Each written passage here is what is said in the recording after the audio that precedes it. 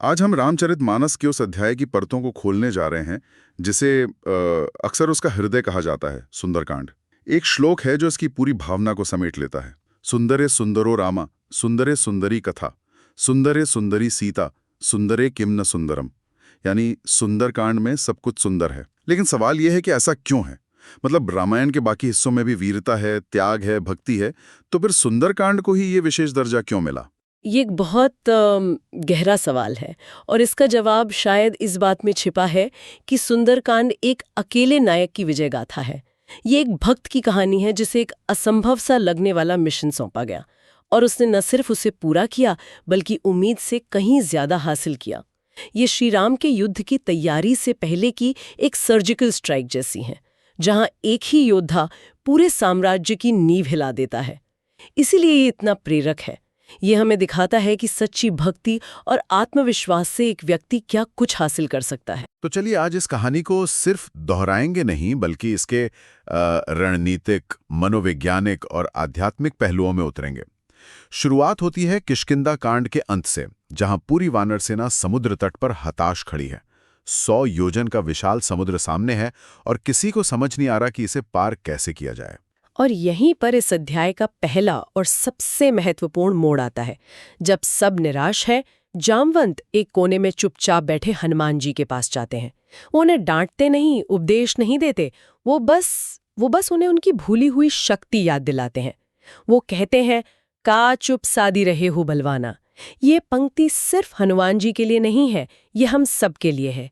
ये उस पल के बारे में है जब कोई गुरु या मित्र हमें हमारी सोई हुई क्षमताओं का आईना दिखाता है। और उस आईने को देखते ही जो होता है वो अविश्वसनीय है। हनुमान जी का आकार पर्वत जैसा विशाल हो जाता है। कुछ क्षण पहले जो चुपचाप बैठे थे, अब उनमें इतना आत्मविश्वास है कि वो कहते हैं, मैं चाहूं तो पूरी लंका को त्रिकूट पर्वत समेत उखाड़ कर यहां ला सकता हूं। ये सिर्फ एक शारीरिक बदलाव नहीं था, ये एक मनोवैज्ञानिक विस्फोट था। बिल्कुल। और वो श्री राम का स्मरण करके छलांग लगाते हैं। तुलसीदास जी लिखते हैं कि जिस पर्वत से उन्होंने छलांग लगाई वो उनके वेग से तुरंत पाताल में धंस गया। उनकी गति की तुलना श्री राम के अमोघ बाण से की गई है। अमोघ बाण से? हाँ, इसका गहरा मतलब है, जैसे श्री राम का बाण लक्ष्य भेदे बिना वापस नहीं आता, वैसे ही हनुमान जी भी अब सीता जी का पता लगाए बिना नहीं लौटेंगे। मिशन तय हो चुका था। लेकिन रास्ता बिल्कुल आसान नहीं था। ऐसा लगता है जैसे समुद्र पार करने की ये यात्रा असल में 3 परीक्षाओं की एक श्रृंखला थी। पहली चुनौती मैनाक पर्वत के रूप में आती है। हाँ, और ये परीक्षा थी कर्तव्य निष्ठा की। समुद्र श्री राम के पूर्वज सगर का वंशज होने के नाते अपना ऋण चुकाना चाहता था। उसने मैनाक पर्वत को भेजा कि वो हनुमान जी को विश्राम दे। ये एक बहुत लुभावना प्रस्ताव था, एक जायज ब्रेक। लेकिन हनुमान जी का जवाब देखिए, राम काजू कीन्हे बिनु मोही कहाँ विश्राम। वाह! ये एक मिशन पर निकले व्यक्ति का अल्टीमेट फोकस दिखाता है। उन्होंने मैनाक का सम्मान किया, उसे हाथ से छुआ, लेकिन रुके नहीं, लक्ष्य से ध्यान नहीं भटकाया। तो पहली परीक्षा कर्तव्य की उन्होंने पास कर ली, लेकिन दूसरी चुनौती बिल्कुल अलग थी। देवताओं ने नागमाता सुरसा को उनकी बुद्धि और विवेक की परीक्षा लेने भेजा। ये सीधी सादी बाधा नहीं थी। नहीं, ये अहंकार की परीक्षा थी। सुरसा ने कहा, आजू सुरन मोहि दीन आहारा, यानी आज देवताओं ने मुझे भोजन दिया है, मैं तुम्हें खाऊंगी। यहाँ हनुमान जी चाहते तो बल का प्रयोग कर सकते थे, लेकिन उन्होंने स्थिति को समझा।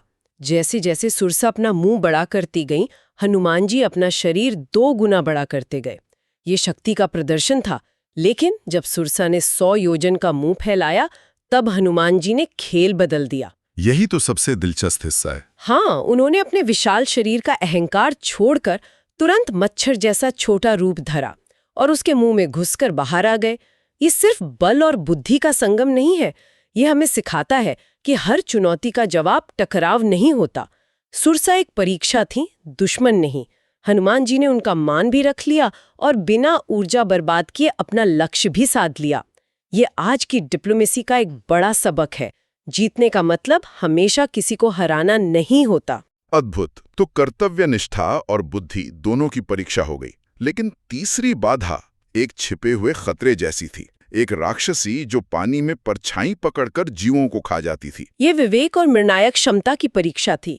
इस राक्षसी की कोई पहचान नहीं थी, कोई बातचीत नहीं हुई। ये एक अदृश्य खतरा था जिसे तुरंत पहचानना और खत्म करना जरूरी था। हनुमान जी ने एक पल भी नहीं सोचा। उन्होंने उसकी माया को समझा और एक ही घूंसे में उसका अंत कर दिया। इस तरह बल, बुद्धि और विवेक की तीनों परीक्षाओं में सफल होकर वे लंका के तट पर उतरे। अब यहाँ एक और सवाल उठता है। लंका एक विशाल, अनजान और दुश्मन का शहर है। हनुमान जी ने खोजना शुरू कैसे किया? क्या उनकी कोई रणनीति थी या वो बस अंदाजे से घर घर जा रहे थे? ये एक बेहतरीन सवाल है और इसका जवाब उनके खुफिया रणनीति में छिपा है। उन्होंने सबसे पहले एक छोटा, लगभग अदृश्य रूप धारण किया ताकि किसी की नजर में ना आए। फिर उन्होंने लंका के द्वार पर उसकी रक्षक लंकिनी को परास्त किया। लेकिन लंकिनी को मारने के बाद उसे ब्रह्मा जी का वरदान याद आता है। वो हनुमान जी से कहती है कि जब एक वानर के मारने से तुम व्याकुल हो जाओ, तब राक्षसों का अंत निश्चित समझना। यह हनुमान जी के लिए पहला सकारात्मक संकेत था कि वे सही रास्ते पर हैं। और फिर शहर के अंदर खोजबीन? हाँ, वो घर घर खोजते हैं, लेकिन तभी उन्हें एक अलग सा घर दिखता है। एक ऐसा घर जहां तुलसी का पौधा लगा है और दीवारों पर श्री राम के धनुष बाण के चिन्ह बने हैं। ये राक्षसों की नगरी में एक उम्मीद के द्वीप जैसा था। यह विभीषण का घर था। उन्होंने किसी से पूछा नहीं, उन्होंने संकेतों को पढ़ा। ये क्लासिक इंटेलिजेंस का काम है, दुश्मन के इलाके में अपने समर्थक के संकेतों को पहचानना। और फिर वो उस पल के साक्षी बनते हैं जिसका सबको इंतजार था। वे अशोक वाटिका पहुंचते हैं और सीता जी को देखते हैं। हाँ, और उसी समय रावण वहां आता है। ये दृश्य बहुत नाटकीय है। रावण यहाँ कूटनीति के चारों दांव चलता है। साम यानी मीठी बातें, रानी बनाने का प्रस्ताव, दाम, भय और भेद। दाम यानी ऐश्वर्य का लालच, भय मतलब तलवार दिखाकर डराना, और भेद यानी राम की बुराई करना। वो हर कोशिश करता है। लेकिन सीता जी का जवाब तो उससे भी ज्यादा शक्तिशाली है। वो रावण की तरफ देखती भी नहीं, एक तिनके की आड़ लेकर कहती हैं, सुनु दसमुख खद्योत प्रकाशा, कबहू के नलिनी करई बिकासा। वाह, मतलब जुगनू के प्रकाश से क्या कभी कमली नहीं खिल सकती। उन्होंने रावण के पूरे ऐश्वर्य और शक्ति को एक जुगनू के बराबर बता दिया। ये सिर्फ एक जवाब नहीं, ये नैतिक शक्ति का प्रदर्शन है। सीता जी उस तिनके के जरिए दिखा रही हैं कि रावण उनकी नजर में उस तिनके से भी ज्यादा महत्व नहीं रखता। जब रावण की धमकी काम नहीं करती तो वो त्रिजटा जैसी राक्षसियों को न डराने के लिए छोड़ जाता है। लेकिन यहीं पर कहानी में एक और खूबसूरत मोड़ आता है, त्रिजटा का सपना। हाँ, वो सपना तो जैसे पूरी कहानी का भविष्य बता देता है। बिल्कुल, त्रिजटा बाकी राक्षसियों को बताती है कि उसने सपने में देखा है कि एक वानर ने लंका जला दी। रावण गधे पर बैठकर दक्षिण दिशा की ओर जा रहा है, जो मृत्यु का प्रतीक है, और लंका का राज विभीषण को मिल गया है। यह सपना सीता जी के लिए आशा की एक किरण बनकर आता है, जो उस समय पूरी तरह निराश हो चुकी थी और चिता बनाने की बात कर रही थी।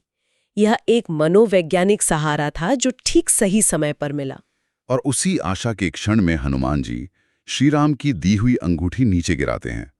सीता जी उसे पहचान लेती हैं और फिर हनुमान जी प्रकट होते हैं।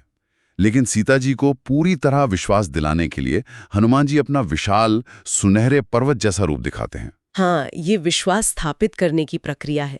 पहले अंगूठी जो सबूत है, फिर श्रीराम के गुणों का गान यानी परिचय, और अंत में अपने विराट रूप का प्रदर्शन यानी शक्ति का प्रमाण।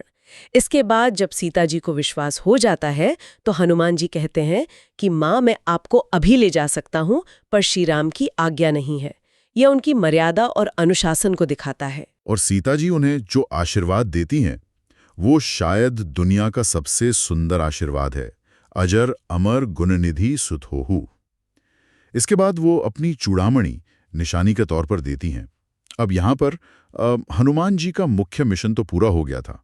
उन्हें सीता जी का पता चल गया, उन्होंने संदेश ले लिया। फिर उन्होंने अशोक वाटिका उजाड़ने और राक्षसों से लड़ने का जोखिम क्यों उठाया? ये तो मिशन का हिस्सा नहीं था। ऊपर से देखने पर यह दुस्साहस लग सकता है, लेकिन ये एक बहुत सोची समझी रणनीति थी। इसके कई मकसद थे। पहला, रिकॉनेसेंस बाय फोर्स, यानी लड़कर दुश्मन की ताकत का अंदाजा लगाना। वो देखना चाहते थे कि लंका की रक्षा प्रणाली कितनी मजबूत है। दूसरा, ये एक मनोवैज्ञानिक हमला था। लंका जो खुद को अजेय मानती थी, उसके दिल में घुसकर उसके सबसे सुरक्षित बगीचे को उजाड़ना रावण के अहंकार पर सीधा प्रहार था। और तीसरा मकसद शायद रावण से आमने सामने मिलवा था। बिल्कुल। इसीलिए जब मेघनाद ब्रह्मास्त्र का प्रयोग करता है तो हनुमान जी उसका मान रखने के लिए जानबूझकर उसमें बंध जाते हैं। ये उनकी बुद्धिमत्ता थी। उन्होंने अपनी अस्थायी स्वतंत्रता का त्याग किया ताकि उन्हें दुश्मन के हेडक्वार्टर्स यानी रावण की सभा तक सीधी पहुंच मिल सके। ये एक शानदार रणनीतिक चाल थी। और उस सभा में उनका आत्मविश्वास देखने लायक है। वो डरे हुए बंदी की तरह नहीं, बल्कि एक राजदूत की तरह बात करते हैं। वो रावण को सलाह देते हैं, राम नाम बिनु गिरा न सोहा, देखु विचार त्यागे मद मोहा। वे उसे श्री राम की शरण में आने का एक आखिरी मौका देते हैं। जब रावण क्रोध में आकर उन्हें मारने का आदेश देता है तो विभीषण फिर से धर्म का पक्ष लेते हैं और याद दिलाते हैं कि दूत को मारना नीति के विरुद्ध है। तब रावण उनकी पूंछ में आग लगाने का आदेश देता है और यहीं रावण अपनी सबसे बड़ी गलती कर बैठता है। वो हनुमान जी को लंका जलाने का लाइसेंस और साधन दोनों दे देता है। एकदम सही। हनुमान जी छोटा रूप धरकर बंधनों से मुक्त होते हैं और फिर विशाल रूप धरकर पूरी सोने की लंका को जला देते हैं, सिवाय विभीषण के घर के। ये सिर्फ आग लगाना नहीं था, ये रावण के गौरव, उसकी शक्ति और उसकी प्रजा के मनोबल को जलाकर राख कर देना था। उन्होंने एक ही रात में लंका के अजय होने की छवि को ध्वस्त कर दिया। इसके बाद वो वापस सीता जी से विदा लेकर लौटते हैं। समुद्र के पार वानरों की खुशी का ठिकाना नहीं रहता। वो सुग्रीव के मधुवन में उत्सव मनाते हैं, जो उनकी सफलता का प्रतीक था, और फिर वे श्री राम के पास पहुंचते हैं। और वो क्षण आता है जब हनुमान जी श्री राम को सीता जी की दी हुई चूड़ामणि सौंपते हैं। चूड़ामणि देखकर श्री राम भावुक हो जाते हैं, लेकिन हनुमान जी जो संदेश सुनाते हैं वो भक्ति और विरह की पराकाष्ठा है। नाम पाहुरु दिवस निसी ध्यान तुम्हार कपाट, लोचन निज पद जंत्रित, जाहि प्राण के ही बाट। इसका अर्थ क्या है? तुलसीदास जी ने यहाँ विरह और भक्ति का एक अद्भुत चित्र खींचा है। सीता जी कह रही हैं, आपका नाम दिन रात पहरेदार बनकर मेरी रक्षा करता है, आपका ध्यान दरवाजे की तरह बंद है और मेरी आंखों ने अपने ही चरणों में ताला लगा दिया है। तो मेरे प्राण अगर बाहर जाना भी चाहें तो किस रास्ते से जाएं? ये सिर्फ एक संदेश नहीं है, ये एक भक्ति योग का एक व्यवहारिक प्रदर्शन है, जहां भक्त अपने ईश्वर से एक पल के लिए भी अलग नहीं होता। ये सुनकर श्री राम इतने भावुक हो जाते हैं कि वो हनुमान जी से कहते हैं, सुनो सुत तो ही उऋण में नाही, यानी हे पुत्र, मैं तुम्हारा ऋण कभी नहीं चुका सकता। ये एक भगवान का अपने भक्त के प्रति कृतज्ञता का चरम है। तो अगर हम पूरी कहानी को देखें तो सुंदरकांड सिर्फ एक साहसिक कारनामा नहीं है, ये एक आदर्श मिशन की केस स्टडी है। इसमें लक्ष्य निर्धारण है, अपनी क्षमताओं को पहचानना है, रास्ते की बाधाओं को विवेक से पार करना है, दुश्मन के इलाके में रणनीति बनाना है और अंत में मिशन को उम्मीद से ज्यादा सफलता के साथ पूरा करना है। ये दिखाता है कि जब लक्ष्य महान हो, इरादा नेक हो और मन में सच्ची भक्ति हो, तो कोई भी समुद्र, कोई भी बाधा छोटी पड़ जाती है। हनुमान जी ने हर परिस्थिति में खुद को ढाला, कहीं सूक्ष्म, कहीं विशाल, कहीं ब्राह्मण तो कहीं एक निडर दूत। सुंदरकांड हमें ये भी सिखाता है कि सबसे घने अंधेरे में भी उम्मीद की एक छोटी सी किरण पूरे परिदृश्य को बदल सकती है। सीता जी के लिए हनुमान जी वही किरण बनकर आए थे। तो अंत में ये सोचने वाली बात है कि जामवंत के याद दिलाने से पहले हनुमान जी अपनी ही शक्तियों से अनजान चुपचाप बैठे थे। शायद हम सबके अंदर भी कोई ऐसी ही भूली हुई शक्ति है, कोई ऐसी क्षमता है जिसे हम नजरअंदाज कर रहे हैं।